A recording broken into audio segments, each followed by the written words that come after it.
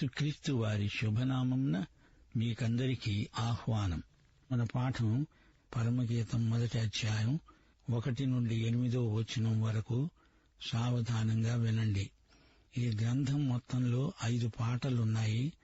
ప్రేమ గీతాలు. ఆమె ఒక పల్లెపడుచు. ఆమెనే షూలమ్మీతి అని పిలుస్తాము. ఆమె కొండసీమలో నివాసమున్నది.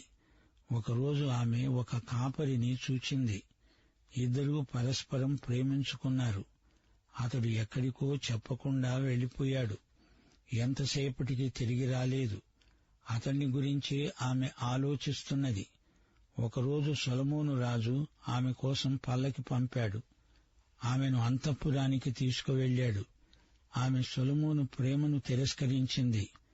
ఆమె తన కాపరినే ప్రేమించింది. సొలొమోను ఎంత ప్రయత్నించినా ఆమె మనసు కాపరి మీదనే నిలిచి ఉంది. ఆమె గెలిచింది, సొలొమోనే ఓడిపోయాడు. షూలమ్మీతి ప్రేమ గెలిచింది. సొలొమోను ఇది గ్రహించి ఉదారబుద్ధితో షూలమ్మీతిని ఆమె కాపరి వద్దకే పంపుతాడు. ఈ ప్రేమ కథ సుఖాంతమవుతుంది. లోకం ఎంత శోధించినా విశ్వాసి యేసు ప్రభువునందలి ప్రేమ నుండి ఏమాత్రమూ తొలగడు. అపొస్తలుడైన పౌలు షూలమ్మీతిలాగే మాట్లాడాడు. రోమా పత్రిక 8వ అధ్యాయం 35వ వచనం నుండి, క్రీస్తు ప్రేమ నుండి మనలను ఎడబాపేవాడెవడు? శ్రమయైనా, బాధైనా, హింస అయినా, కరువైనా, వస్త్రహీనత అయినా, ఉపద్రవమైన, ఖడ్గమైన మనల్ని ఎడబాపుతుందా?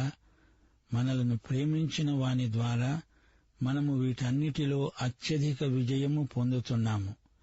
మరణమైన, జీవమైన, దేవదూతలైన, ప్రధానులైన, ఉన్నవి అయినా, రాబోయేవి అయినా, అధికారులైనా, ఎత్తైనా, లోతైనా, సృష్టించబడిన మరేదైనా మన ప్రభువైన క్రీస్తు యేసునందలి దేవుని ప్రేమ నుండి మనలను ఎడబాపనేరవని రూఢిగా నమ్ముతున్నాను. సొలొమోను గొప్ప రాజే కావచ్చు, గాని యేసు సొలొమోను కంటే శ్రేష్ఠుడు. పాత నిబంధనలో యెహోవా ఇశ్రాయేలును ఒక జాతిగా ఎంతో ప్రేమించాడు. కొత్త నిబంధనలో క్రైస్తవులు క్రీస్తుకు, ఆయన సంఘానికి మధ్య ప్రేమను గుర్తించి ఆయనను మహిమపరుస్తారు. ఎఫెసీ పత్రిక 5వ అధ్యాయం 23 నుండి 33వ వచనం వరకు అది షూలమ్మీతి పెళ్లి పాటలాగే ధ్వనిస్తోంది. క్రీస్తు సంఘమునకు శిరస్సు, క్రీస్తు శరీరమునకు రక్షకుడు. సంఘము క్రీస్తుకు లోబడుతుంది. క్రీస్తు సంఘమును ప్రేమించి అది కళంకమైన, ముడత అయినా, అట్టిది మరేదైనా లేకుండా పరిశుద్ధమైనదిగా, నిర్దోషమైనదిగా, మహిమగల సంఘముగా ఆయన తన ఎదుట దానిని నిలవబెట్టుకోవాలని వాక్యముతో ఉదక స్నానము చేత దానిని పవిత్రపరచి పరిశుద్ధపరచడానికి దాని కొరకు తనను తానే అప్పగించుకున్నాడు. క్రీస్తు సంఘమును పోషించి సంరక్షిస్తున్నాడు. ఈ ప్రేమగాథలో పరమగీతములో షూలమ్మీతి సంఘమైతే కాపరి యేసుక్రీస్తే. కాపరి కథానాయకుడు, షూలమ్మీతి కథానాయిక. పరమగీతం 1వ అధ్యాయం 1 నుండి 8వ వచనం వరకు సొలొమోను రచించిన పరమగీతం. నోటి ముద్దులతో నీవు నన్ను ముద్దాడుతావు. నీ ప్రేమ ద్రాక్షరసము కన్నా మధురము. నీవు పూసుకునే పరిమళ తైలము సువాసన గలది. నీ పేరు పూయబడిన పరిమళ తైలముతో సమానము. కన్యకలు నిన్ను ప్రేమిస్తారు. నన్నాకర్షించు. మేము నీ వద్దకు పరిగెత్తి వస్తాము. రాజు తన అంతఃపురములోకి నన్ను చేర్చుకున్నాడు. నిన్ను బట్టి మేము సంతోషించి ఉత్సహిస్తాము. ద్రాక్షరసము కన్నా నీ ప్రేమను ఎక్కువగా స్మరిస్తాము. యథార్థమైన మనసుతో వారు నిన్ను ప్రేమిస్తున్నారు. యెరూషలేము కుమార్తెలారా, నేను నల్లనిదాననైనను సౌందర్యవంతురాలను. కేదారు వారి గుడారముల వలె, సొలొమోను నగరు తెరల వలె నేను సౌందర్యవంతురాలను. నల్లని దానను అని నన్ను చిన్న చూపు చూడకండి. నేను ఎండ తగిలిన దానను. నా సహోదరులు నా మీద కోపించి నన్ను ద్రాక్ష తోటకు కావలి కత్తెగా ఉంచారు. అయితే నా స్వంత తోటను నేను కాయలేదు. నా ప్రాణప్రియుడా, నీ మందను నీవు ఎక్కడ మేపుతావో, మధ్యాహ్నమున ఎక్కడ నీడకు వాటిని తోలుతావో నాకు చెప్పు. ముసుగు వేసుకున్న దాననై నీ దతకాండ్ల మందల వద్ద నేనెందుకుండాలి? అతడన్నాడు, నారీమణి సుందరి, అది నీకు తెలియకుండా పోయిందా? మందల అడుగుజాడలను బట్టి నీవు పో. మంద కాపరుల గుడారముల వద్ద నీ మేకపిల్లలను మేపుకో. దేవుని బిడ్డలారా, వింటున్నారా? పరమగీతం వైవాహిక ప్రేమకు సంబంధించిన పాట. ఇది చౌకబారు ప్రేమ కాదు, భార్యాభర్తల పరస్పర ప్రేమ, పవిత్ర బంధం. సొలొమోను అనే పేరుకు అర్థం సమాధానం, శాంతి. అయితే ఈ గ్రంథంలోని కాపరి సొలొమోను కంటే శ్రేష్ఠుడు. షూలమ్మితి శాంతి కుమారి. ప్రభువు యొక్క నోటి ముద్దు ఆయన వాక్యమే. ఆయన వాక్యాన్ని ధ్యానించినప్పుడు అదే ఆయన నోటి ముద్దు. పాత నిబంధనలో యేసుక్రీస్తుకు ముందు గుర్తులుగా కొందరు వ్యక్తులు కనపడుతున్నారు. మోషే, అహరోను, దావీదు, వీరందరికంటే యేసుక్రీస్తే సర్వశ్రేష్ఠుడు. ముందు గుర్తులైన వారిలో ఎన్నో బలహీనతలున్నాయి. మోషేకు నోటి మాంద్యం ఉంది. ఒకప్పుడు యెషయా పెదవులు అపవిత్రములు. యిర్మీయా చిన్నవాడు, మాట్లాడలేడు. సొలొమోను సంగతి సరే సరి. కాని వీరందరికంటే శ్రేష్ఠుడైన యేసుక్రీస్తునందు ఏ లోపమూ లేదు. యేసు మన విమోచకుడు. మనకు విడుదల ప్రసాదించాడు. మనకు స్వాతంత్ర్యమిచ్చాడు. ఇప్పుడు మనం ఆయనకు మన శరీరాలను స్వచ్ఛందంగా సజీవయాగంగా సమర్పించుకుంటున్నాము. ఆయన కరుణా సంపన్నుడు. మనందరినీ ఆయన ఆకర్షించుకుంటున్నాడు, రమ్మంటున్నాడు. మనం పరిగెత్తుకుంటూ ఆయన దగ్గరికి వచ్చేస్తాము. తన కాడి మన మీద పెట్టి మనతో కలిసి పొలం దున్నుతాడు. ఆయన ప్రేమమయుడు. ఆయన ప్రేమ ద్రాక్షరసం కంటే మధురం. ఎఫెసీ పత్రిక 5:18 ఏమంటోంది? మద్యముతో మత్తులై ఉండకండి, అందులో దుర్వ్యాపారం ఉంది. ఆత్మపూర్ణులై ఉండండి. దేవుని ఆత్మ పరిశుద్ధాత్మ, ప్రేమాత్మ. 1 పేతురు 1:8 మనము ఆయనను భౌతిక నేత్రాలతో చూడకుండానే ప్రేమిస్తున్నాము. కష్టనష్టాలు ఎన్ని వచ్చినా మనం ఆనందమయులమే. ప్రభు అంతఃపురంలోకి మనకు ప్రవేశమున్నది. హబక్కూకు సాక్ష్యమిదే. అంజూరపు చెట్లు పూయకపోయినా, ఆలివు చెట్లు కాపు లేకపోయినా, చేనిలో పైరు పంటకు రాకపోయినా, గొర్రెలు దొడ్డిలో లేకపోయినా, పొలంలో పశువులు లేకపోయినా, నేను యెహోవా యందే ఆనందిస్తాను. నా రక్షణకర్త అయిన నా దేవుని యందు నేను సంతోషిస్తాను. యేసుక్రీస్తునందు గురుత్వాకర్షణ శక్తి ఉంది. ప్రభువు నన్ను ఆకర్షించు అని షూలమ్మితి ప్రార్థిస్తున్నది. మనము శక్తిహీనులం. ఆయన అయస్కాంత శక్తి మనల్ని లేపుతుంది. మన బలహీనతల్లో ఆయన బలాధిక్యాన్ని మనం చూడగలం. యోహాను సువార్త 6:44 ప్రభు అన్నాడు, తండ్రి ఆకర్షిస్తేనే కాని ఎవడూ నా వద్దకు రాలేడు. మీరు నన్ను ఏర్పరచుకొనలేదు, నేనే మిమ్మును ఏర్పరచుకున్నాను. ఆయన ఆకర్షించుకుంటే ఆయన వద్దకు పరిగెత్తుకుంటూ వెళ్లగలము. పందెమును ఓపికతో పరిగెత్తగలం. యెషయా 40:31 యెహోవా కొరకు ఎదురు చూచేవారు నూతన బలము పొందుతారు. వారు పక్షిరాజుల వలె రెక్కలు చాపి పైకి ఎగురుతారు. అలయక పరిగెత్తుతారు, సొమ్మసిల్లక నడిచిపోతారు. ప్రియ సోదరీ సోదరులారా, ప్రభువు విందుశాలలోకి నీకు ఆహ్వానముంది, రా. ఆయన ప్రేమధ్వజమెత్తుతున్నాడు. విందుశాల అతి పరిశుద్ధ స్థలం. ఆయన మనతో విందారగిస్తాడు.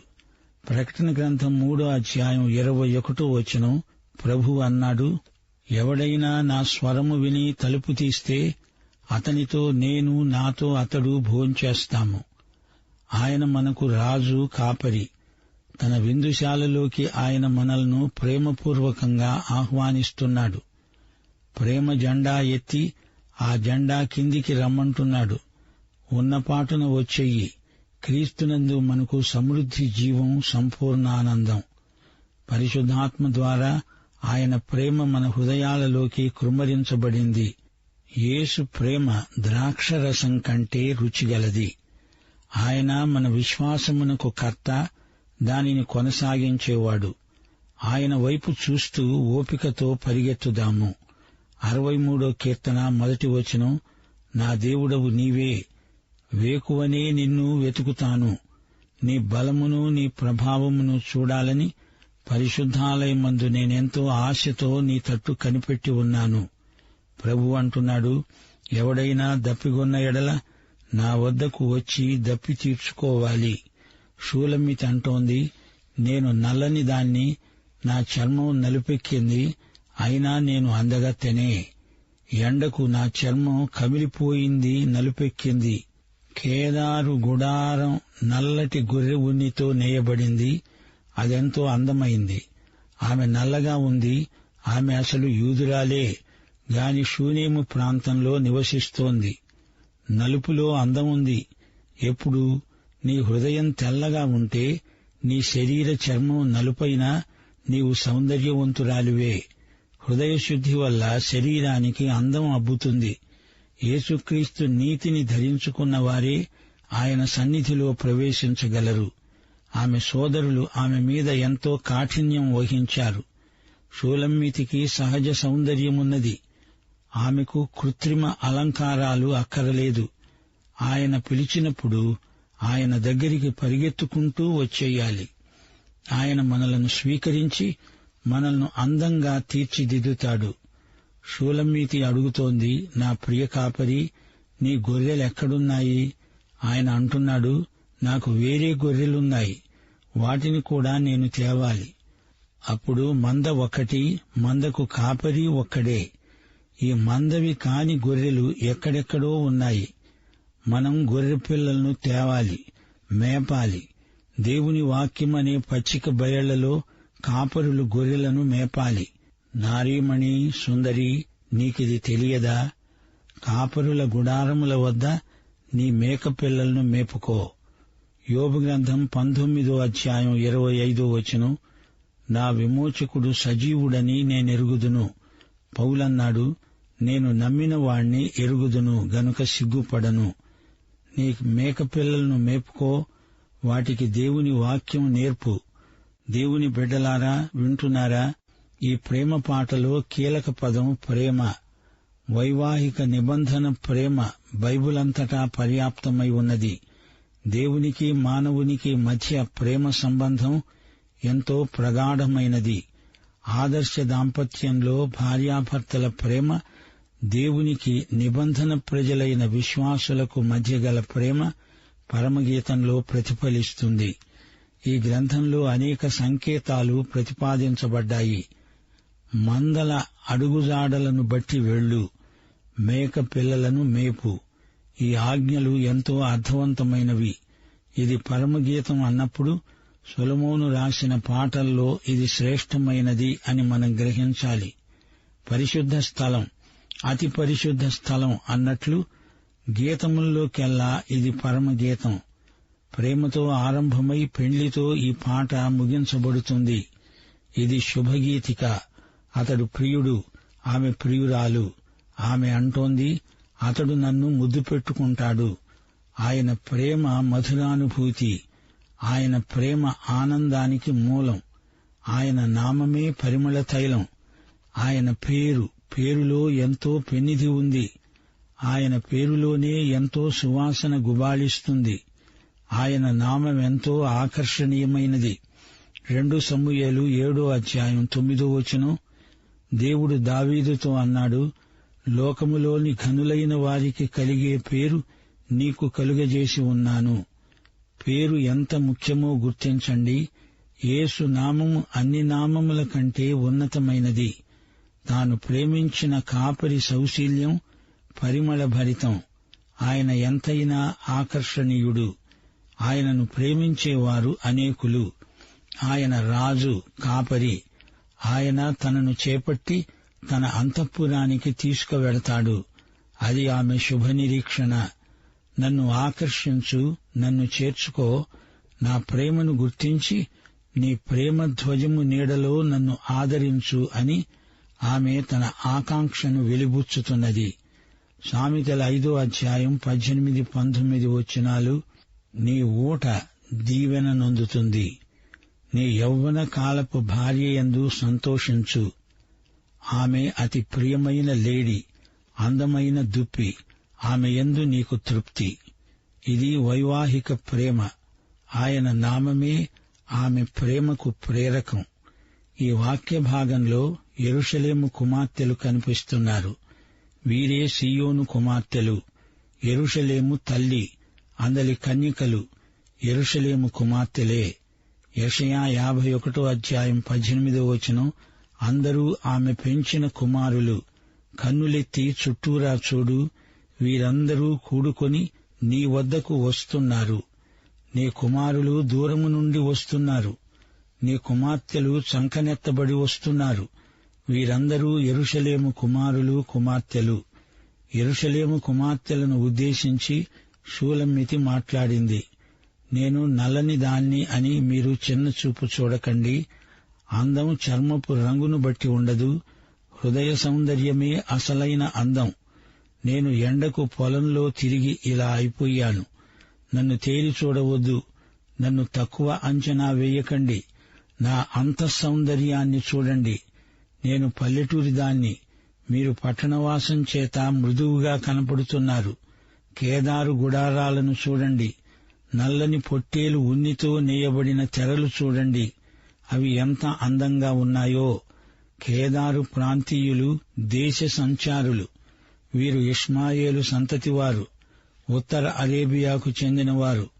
ఆదికాండం 25వ అధ్యాయం 13వ వచనం. ఇష్మాయేలు జ్యేష్ఠ కుమారుడే కేదారు. కేదారీయులు ధనుర్విద్యలో ఆరితేరినవారు. వీరు మందల కాపరులు. సొలొమోను నగరు తెరలు నల్లరంగే, అయినా అవి ఎంత అందమైనవో చూడండి అంటూ షూలమ్మితి తన అంతరంగ సౌందర్యాన్ని వర్ణించింది. నా శరీరం నలుపుగా ఎందుకు మారిందంటారా? నా సోదరులు నా చేత వెట్టి చాకిరీ చేయించారు. నా మీద వారికెందుకో అంత కోపం. ఎండ దెబ్బతిన్న దాన్ని, తమ ద్రాక్ష తోటలకు నన్ను కావలి కత్తెగా ఉంచారు. నా సొంత తోటను నేను కాయలేకపోయాను. అనగా నా శరీరానికి సరైన పోషణ లేదు. 8వ అధ్యాయం 12వ వచనం. నా ద్రాక్షవనము నా వశంలోనే ఉంది అంటూ షూలమ్మితి తన కాపరిని సంబోధించి మాట్లాడసాగింది. ఆమె తన కాపరి పొందు కోరుతున్నది.